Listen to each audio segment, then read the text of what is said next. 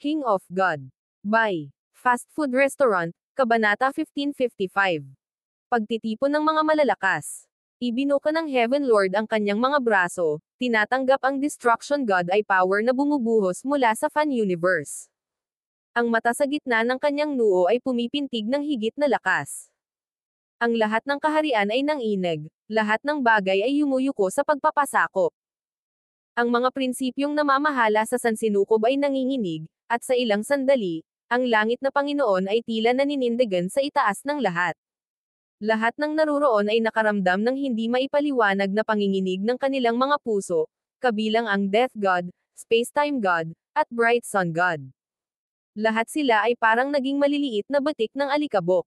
Ang Space-Time God, na akmang aatake, ay hindi napigil ang tumigil.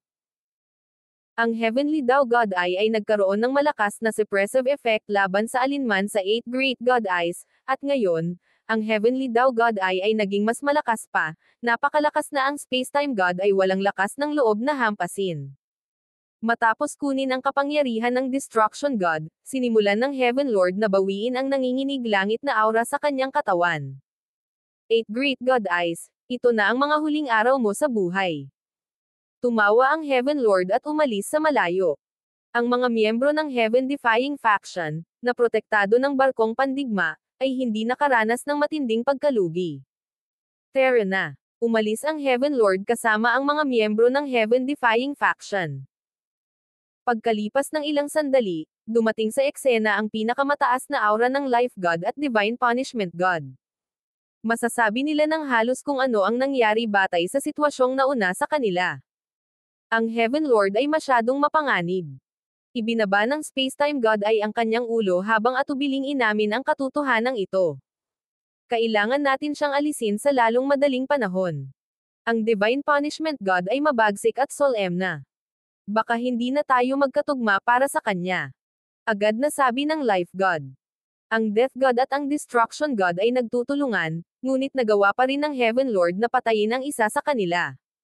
Kung hindi dahil sa pagdating ng Space-Time God at Bright Sun God, maaaring namatay na rin ang Death God. At ang Heaven Lord ay mayroon na ngayong dalawang God Eye origins. Napakalakas na niya ngayon na kahit 4 na God Eye deities na nagtutulungan ay hindi sapat para salungatin siya.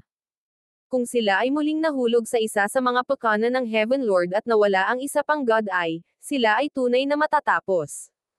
Kaya, kailangan nilang mabilis na makabawi, tipunin ang kapangyarihan ng Ancient Desolate Realm of Gods, at talakayin ang isang plano.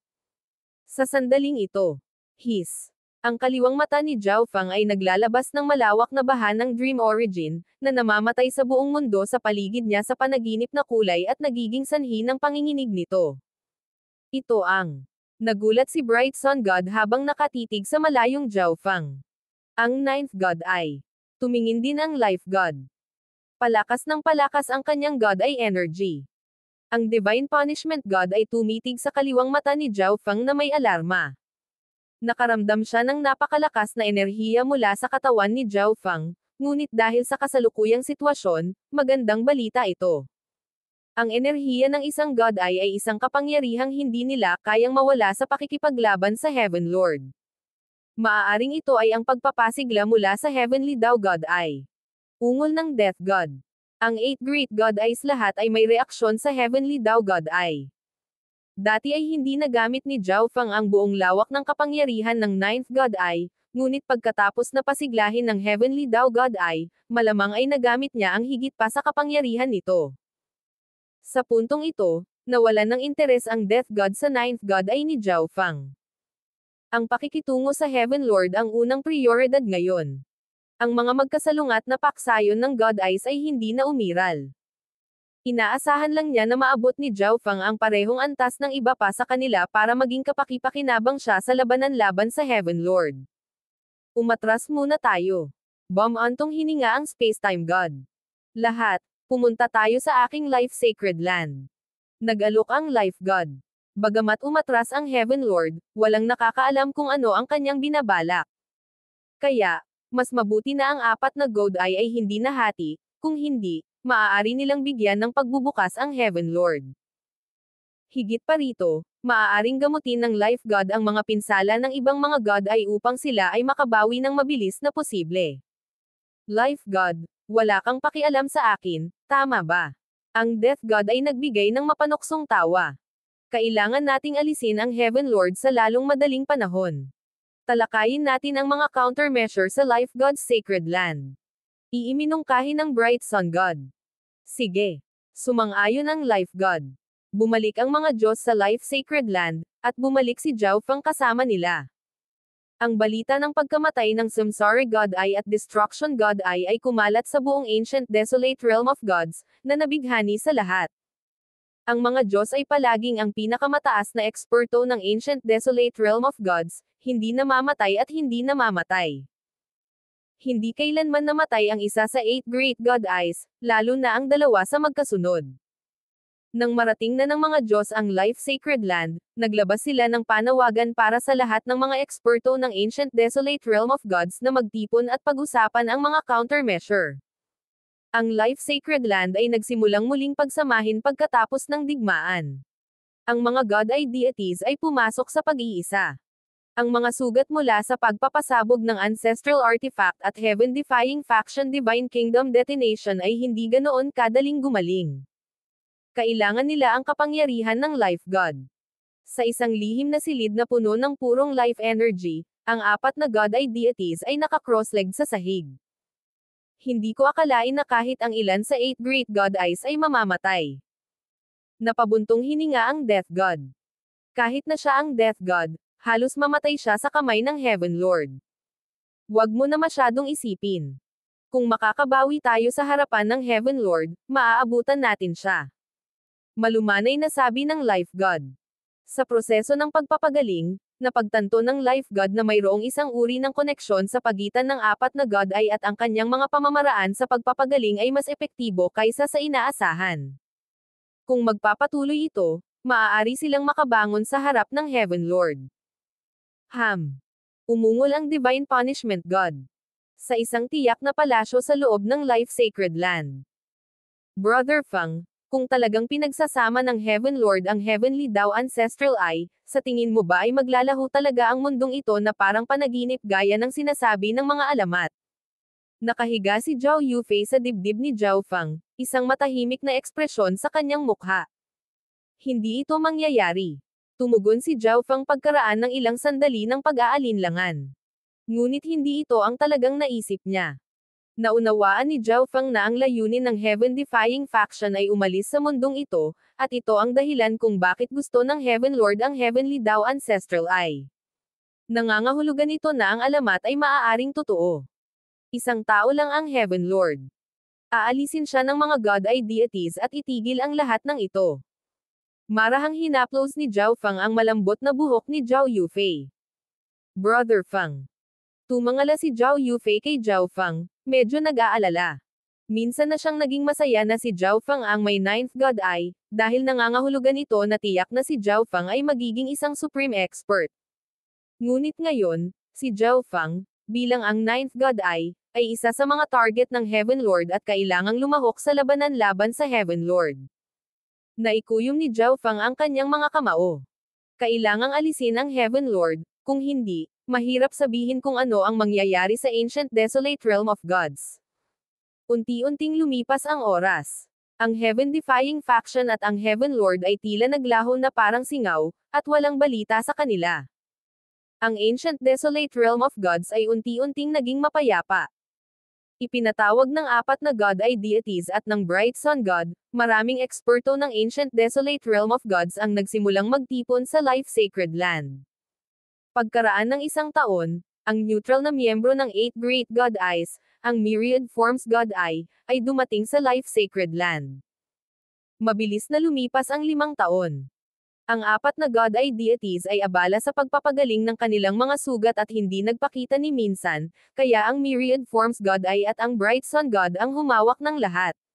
Si Zhao Feng ay hindi nagpahinga sa panahong ito, nagmamadaling maglibot dito at doon. Hindi alam ni Zhao Feng kung pinagmamasdan pa rin siya ng Heaven Lord. Kahit ang God Eye deities ay hindi makakalaban sa Heaven Lord, at kung ang Heaven Lord ay nangangaso pa rin sa Ninth God Eye, inilalagay ni Zhao Feng ang kanyang sarili sa napakalaking panganib.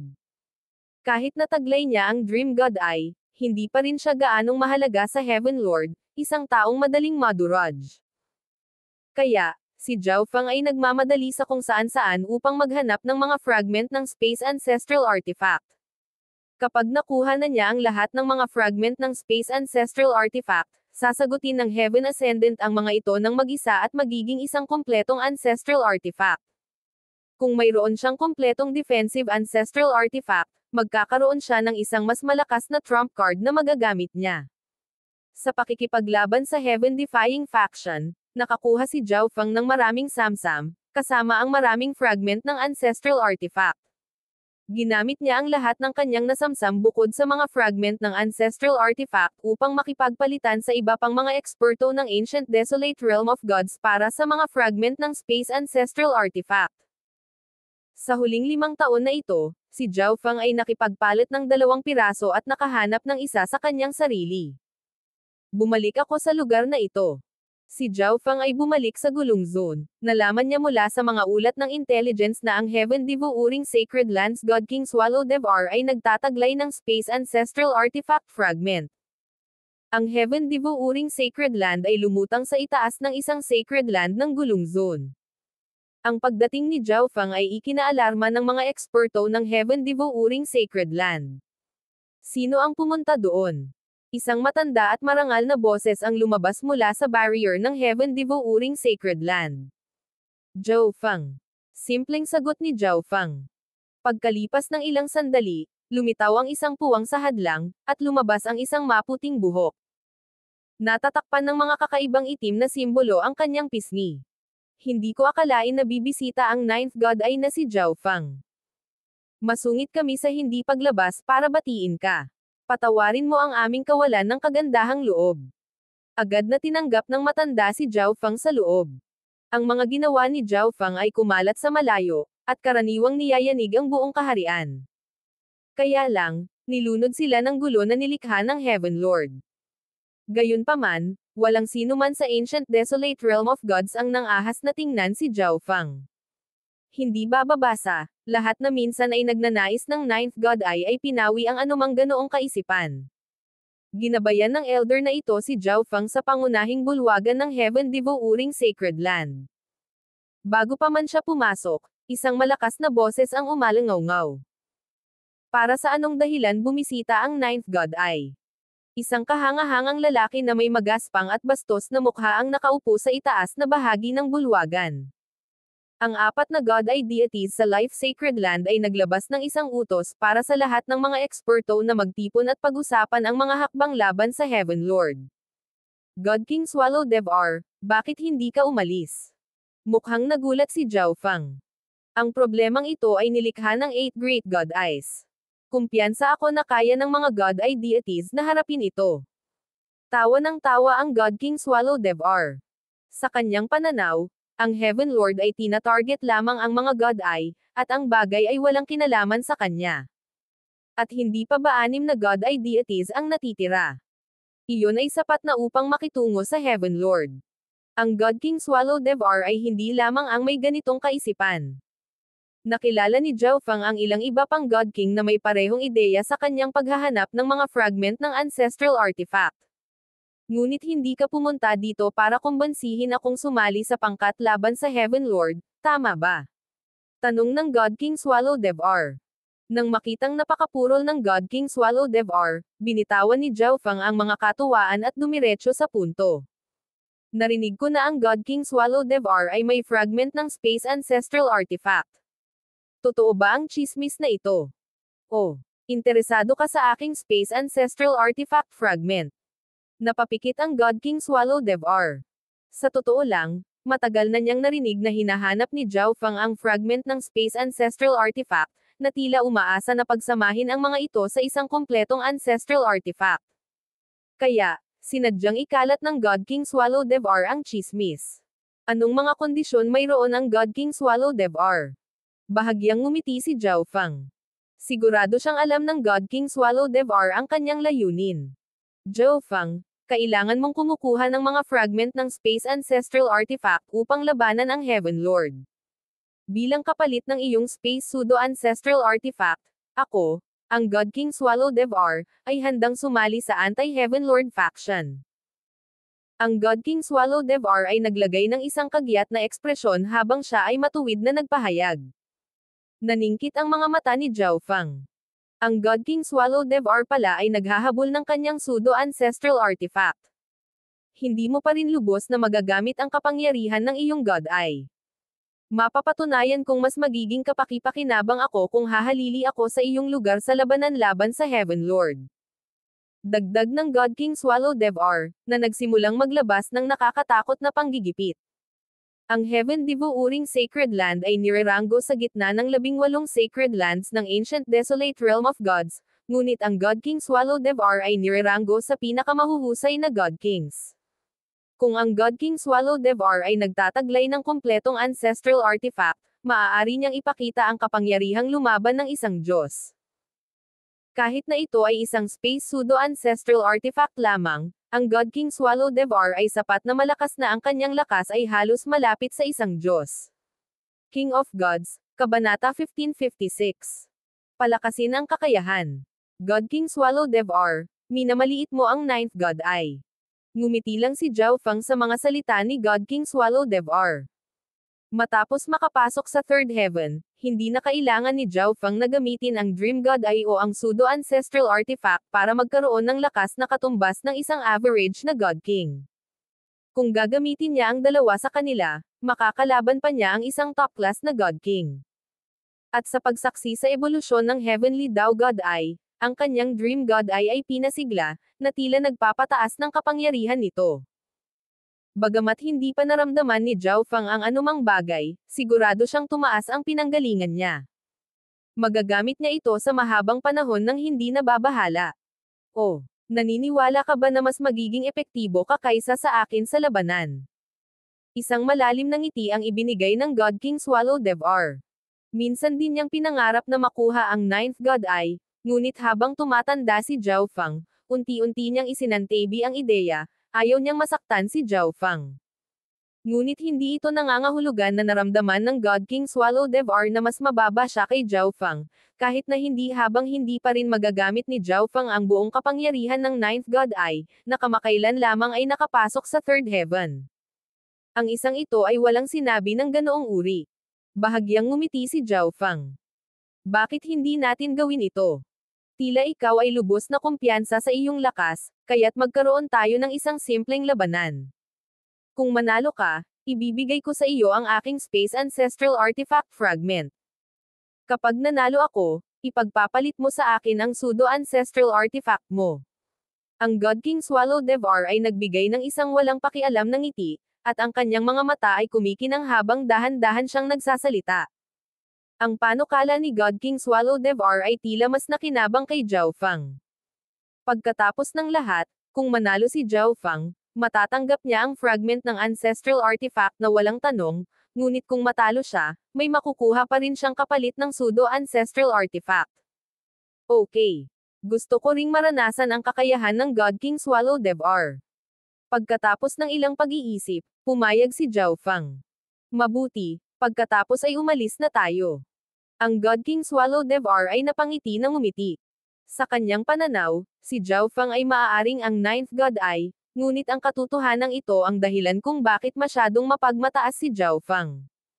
Ang Heaven Devouring Sacred Land ay matatagpuan sa gilid ng Ancient Desolate Realm of Gods at medyo hindi kapansin-pansin, ngunit ang God King Swallow Devar ay talagang isa sa pinakamahusay na God Kings. Kapag nakuha na niya ang pseudo-ancestral artifact ni Zhou Feng at natipon ang natitirang mga fragment sa isang supreme ancestral artifact, siya ay magiging isang Diyos. Kahit na si Zhou Feng ay naging Diyos mismo, wala pa rin siyang dapat ikatakot. Hindi nagtagal, nakarating silang dalawa sa isang malayang dimensyon. Hiniling din ng God King Swallow Devar ang ilan sa mga miyembro ng upper echelon ng kanyang paksayon na panoorin ang labanan. Zhou Feng, magsimula na tayo. Napangiti si God King Swallow Devar. Lumakas ang kanyang bloodline energy, at lumaki ng palaki ang kanyang katawan. Dalawang itim na sungay ang umusbong mula sa kanyang ulo. Ang mga itim na tato sa katawan ni God King Swallow Devar ay nagsimulang pumiglas at namimilipit, na pumapasok sa kanyang mabagsik na bibig. Swish! Inipon ni Zhao Fang ang Primal Chaos at Tribulation Lightning Energy sa kanyang kamay, agad na lumikha ng Primal Chaos Tribulation Lightning Sword. Ang God King Swallow Devar ay nag-activate ng kanyang Bloodline Energy mula pa sa simula, na nagpapakita na siya ay may intensyon na makuha ang Pseudo-Ancestral Artifact at hindi magiging madali. Kaya, hindi rin magpapakita ng anumang kagandahang loob si Zhao Fang. Kung tutuusin, hindi madaling kalaban ang isang top-class na God King. Ang God King Charflame at ang God King Heaven Dragon ay itinuturing na karaniwang God Kings, ngunit ang God King Swallow Devar at ang God King na si Nethercloud ng Illusion God Race ay mga top-class na God Kings. Swish! Isang napakalaking Primal Chaos Tribulation Lightning Sword ang bumaril pasulong. Swallow!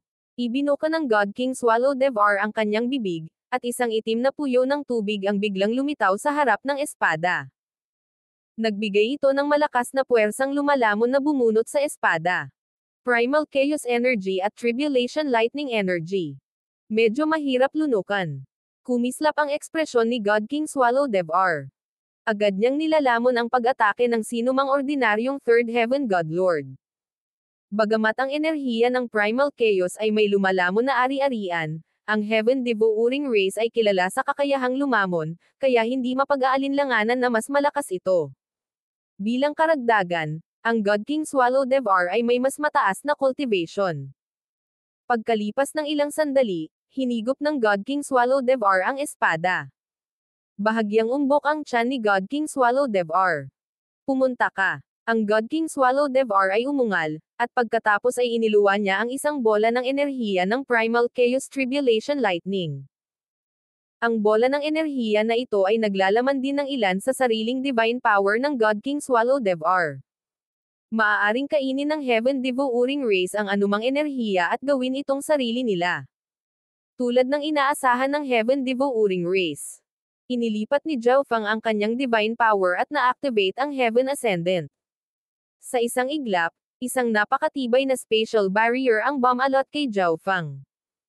Sa pagbagsak sa hadlang na ito, ang madilim na bola ng enerhiya ay unti-unting hamina. Boom! Bang! Sa huli, nagtagumpay ang Pseudo-Ancestral Artifact sa pagharang sa bola ng enerhiya. Tulad ng inaasahan sa Pseudo-Ancestral Artifact Heaven Ascendant.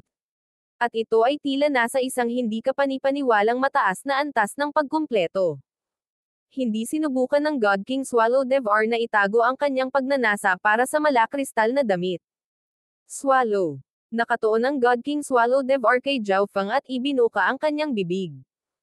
Isang itim na vortex ang lumitaw sa paligid ni Zhao Fang. Swish. Agad na lumayo si Zhao Fang mula rito, ngunit nagawa pa rin ng itim na vortex na kainin ang ilan sa kanyang divine power at ang enerhiya ng Pseudo-Ancestral Artifact. Parang hindi talaga matatawaran ang top-class na God Kings. Tumawa si Zhao Fang. Boom! Hiss! Ang enerhiya ng Primal Chaos at ang enerhiya ng Tribulation Lightning ay lumakas, na bumubuo ng ilang dosenang Primal Chaos Tribulation Lightning Swords sa harap ni Zhao Fang. Sa pamamagitan ng isang kumpas ng kanyang kamay, pinalipad niya ang mga espadang ito sa bawat direksyon. Mabuti. Kukunin silang lahat ng matandang ito. Ang God King Swallow Devar ay same time na tumawa at ibinuka ang kanyang mabagsik na itim na bibig upang sipsipin ang lahat ng ito. Isang itim na puyo ng tubig ang nabuo sa paligid niya na naghahangad na hilahin at lumunin ang lahat ng bagay sa mundo. Swallow. Ang God King Swallow Devar ay umungal, ang lumalamon na enerhiya ng puyo ng tubig ay tumataas. Lahat ng Primal Chaos Tribulation Lightning Swords ay agad na nilamon. Napakalakas ng kakayahan sa paglamon. Sa gulat, biglang may napagtanto si Zhao Fang. Sa oras na ito, ibinuka ng God King Swallow Devar ang kanyang bibig at naglabas ng lakas na nanginginig sa langit. Boom! Isang napakalawak na bola ng Primal Chaos at Tribulation Lightning na enerhiya ang lumipad pasulong, na naging sanhi ng panginginig ng tela ng espasyo mismo. Sa kabutihang palad, nahulaan ito ni Zhao Fang at nakabuo na ng Primal Chaos Lightning Vortex. Boom! Bang! Ang malakas na pag-atake ng God King Swallow Devour ay bumangga sa Primal Chaos Lightning Vortex. Pagkatapos ng panandaliang pagkapatas, nabasag ang Primal Chaos Lightning Vortex, ngunit sa ilalim nito ay ang hadlang ng Pseudo-Ancestral Artifact. Ang isang Pseudo-Ancestral Artifact ay hindi omnipotent, at sa harap ng isang malakas na pag-atake mula sa isang nangungunang klaseng God King, medyo mahirap pa rin ito. Sa kabutihang palad, pinahina ng Primal Chaos Lightning Vortex ang pag-atake ng God King Swallow Devour, kung hindi, baka hindi ito nagtagumpay. Hahaha, Zhaofeng, kakapasok mo lang sa third heaven. Para sa iyo na kumuha ng ilang suntok mula sa matandang ito ay medyo kahanga-hanga. Ang God King Swallow Devour ay tumawa sa tuwa. Ito ay tulad ng kanyang pseudo-ancestral artifact. Ang Heaven Devouring Race ay maaaring lumamon ng panlabas na enerhiya at gawin itong sarili. Kung hindi ko siya hahayaang makain ng kahit ano, ang kapangyarihan ng Heaven Devouring Race ay lubos na mababawasan. Nagsimulang mag-isip si Zhaofeng.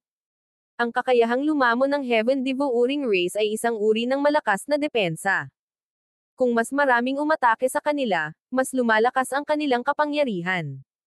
Ngunit kung ang isa ay hindi umatake, paano sila matatalo? Narinig ko na kayang lumunin ng Heaven Devouring Race ang lahat ng bagay, kaya bakit hindi mo subukan ang aking Ninth God Eye? Biglang may naisip si Zhaofeng at kumalma. Ang panaginip daw. Si God King Swallow Devour ay hindi nag-alala. Maaari pa niyang lumunin ang kamatayan, pagkasira, space-time, at ang iba pang mga enerhiya ng 8 Great God Eyes.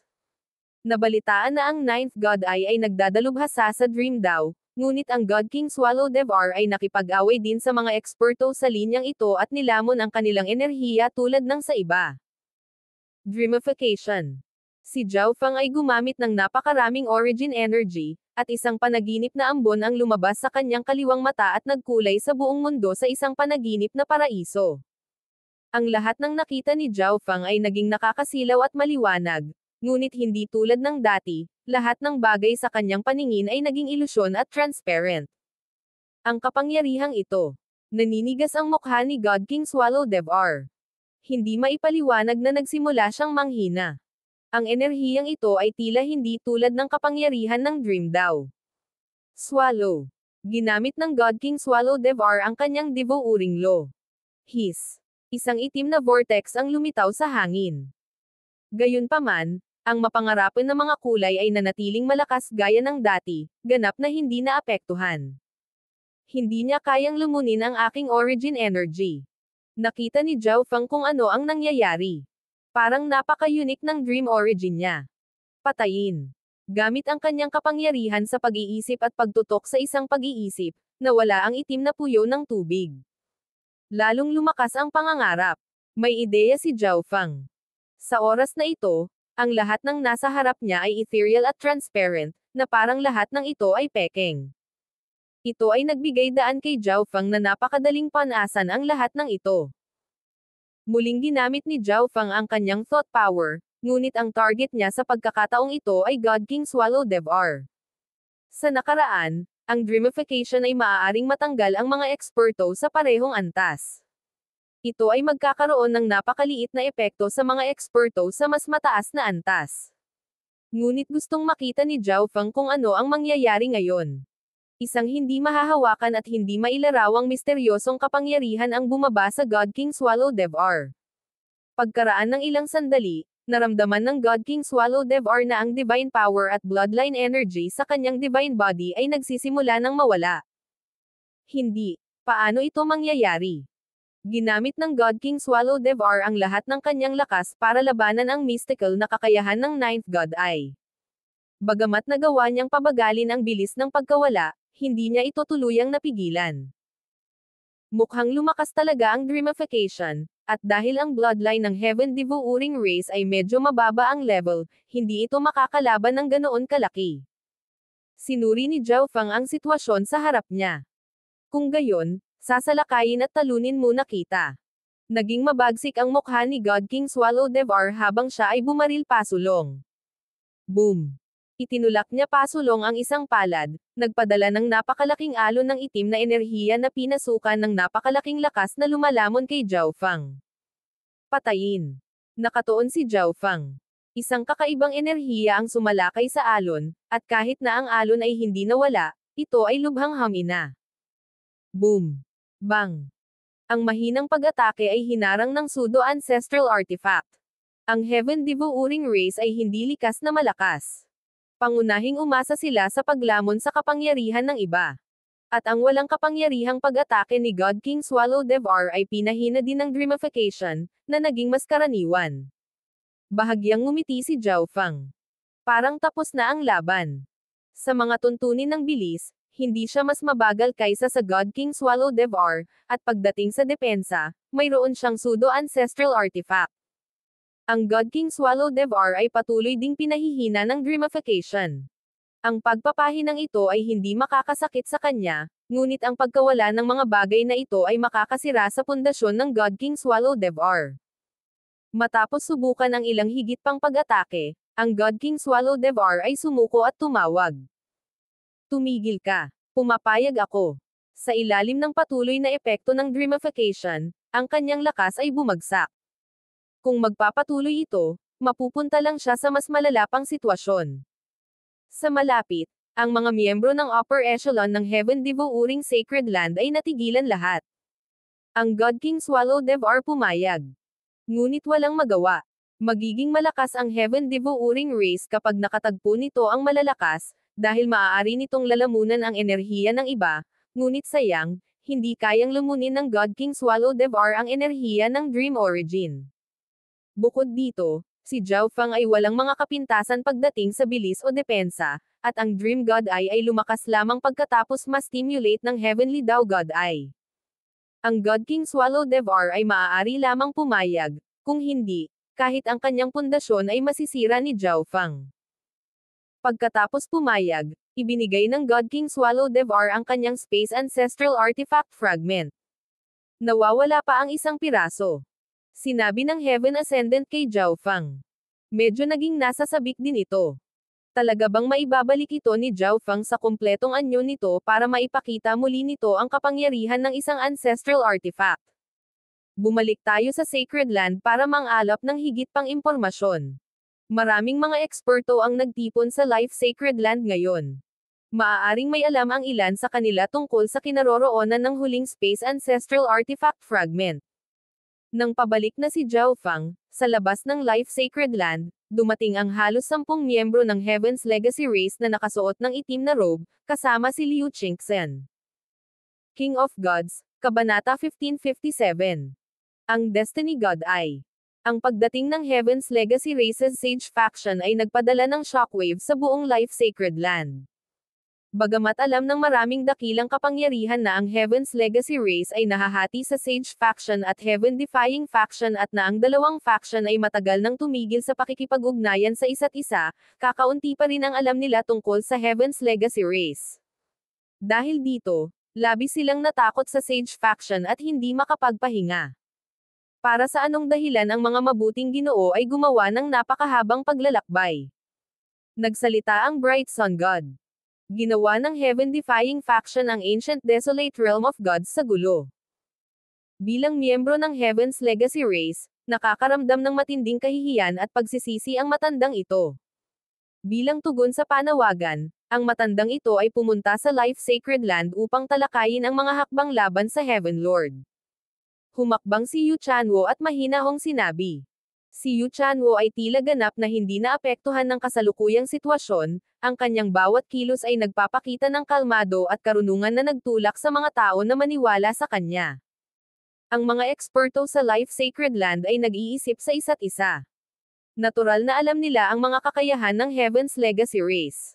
Kung sila ay may tulong ng Sage Faction, tiyak na magiging mas madali sila laban sa Heaven-defying Faction. Gayunpaman, natagpuan pa rin nila na imposibleng ganap na magtiwala sa Sage Faction, lalo na sa panahong tulad nito. Kung nakagawa sila ng isang uri ng pagkakamali, maaaring tuluyan na silang durugan ng Heaven Lord.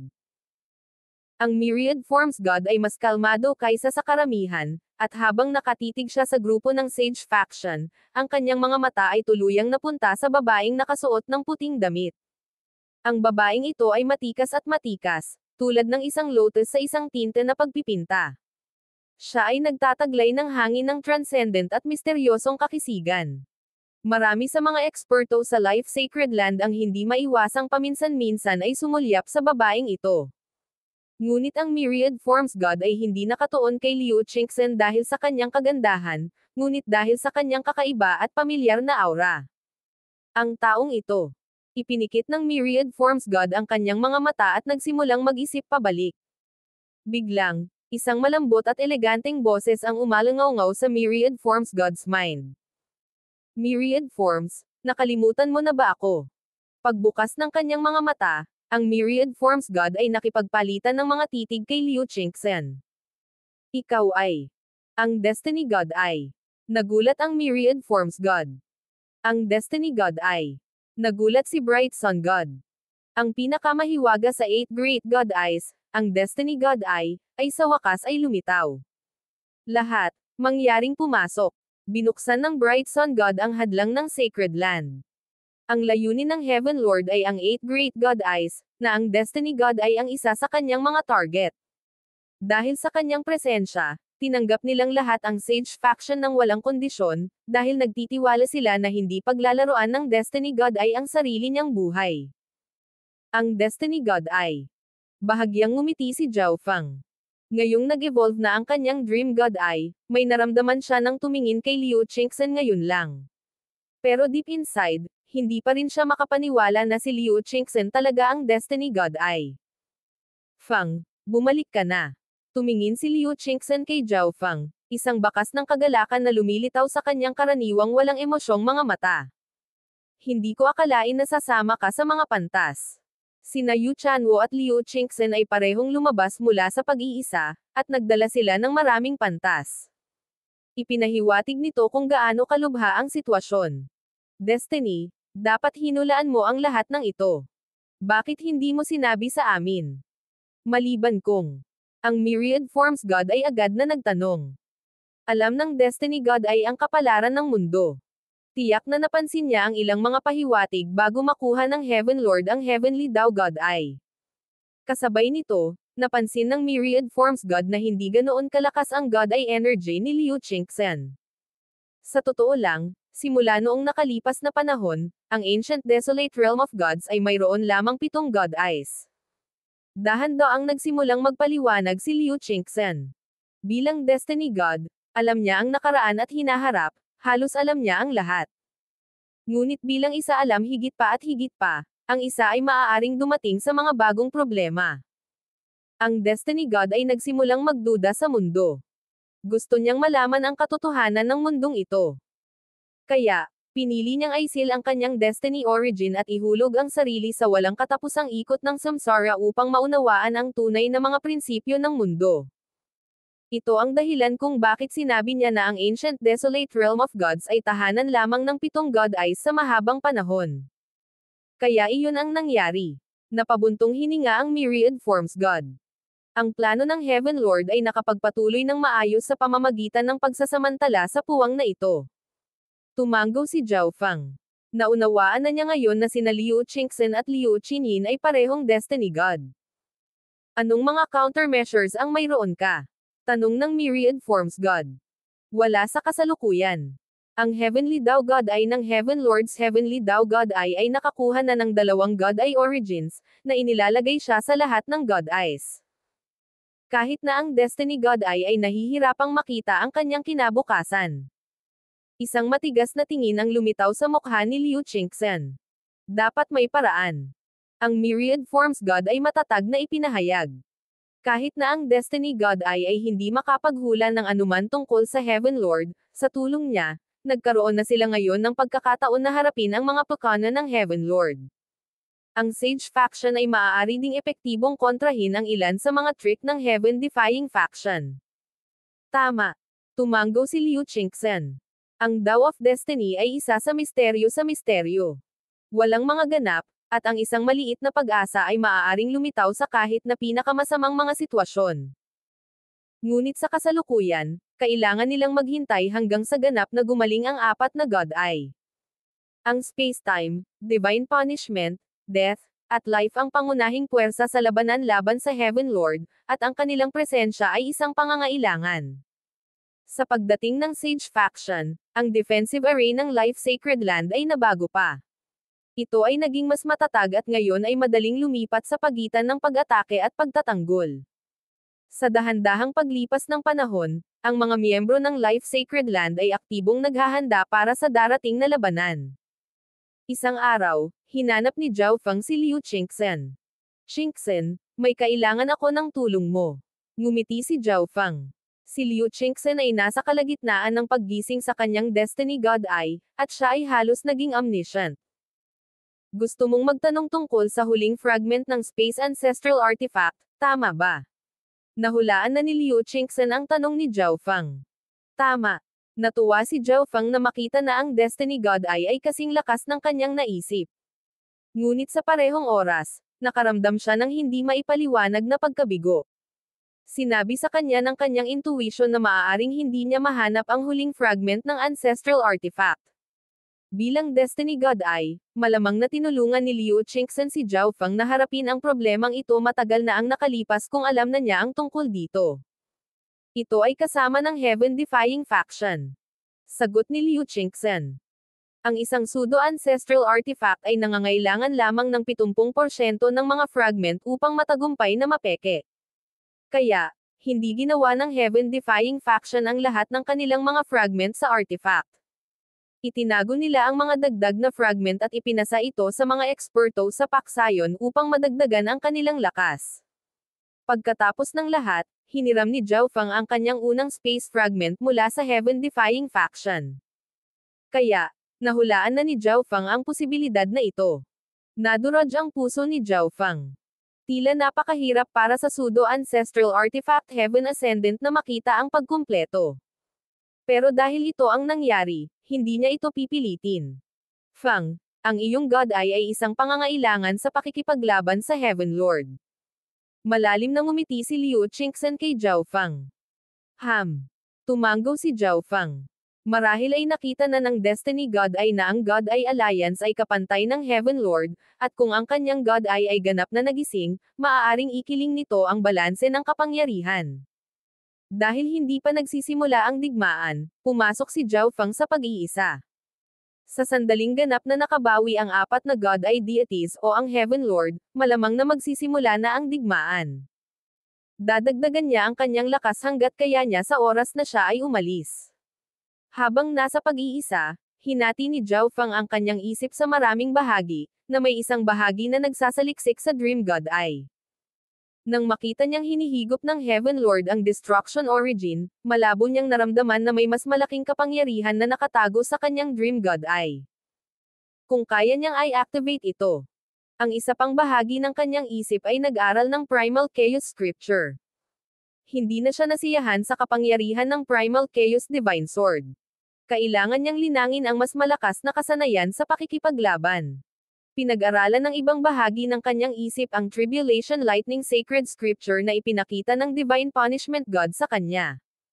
Ang dalawang paramount scriptures na ito ay naglalaman ng maraming nilalaman na hindi pa napag-aralan ni Zhao Feng. Naunawaan din niya na kailangan niyang maabot ang antas ng God King. Bilang may hawak ng isang God Eye, maaari siyang maging isang Diyos sa sandaling siya ay naging isang God King. Tanging isang God King ang maaaring ganap na gumamit ng mga kapangyarihan ng isang God Eye.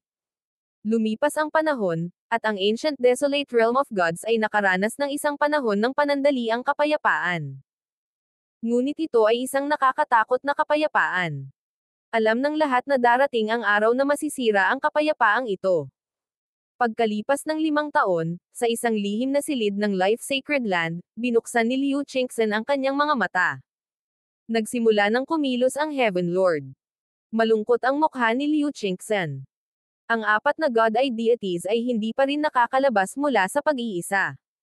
Makalipas ang isang araw, dumating ang nakakagulat na balita sa Sacred Land. Mga kamahalan. Nagsimula ng kumilos ang Heaven-defying faction. Ang Spirit Spring Sacred Land sa silangang rehiyon ng Ancient Desolate Realm of Gods ay bumagsak na.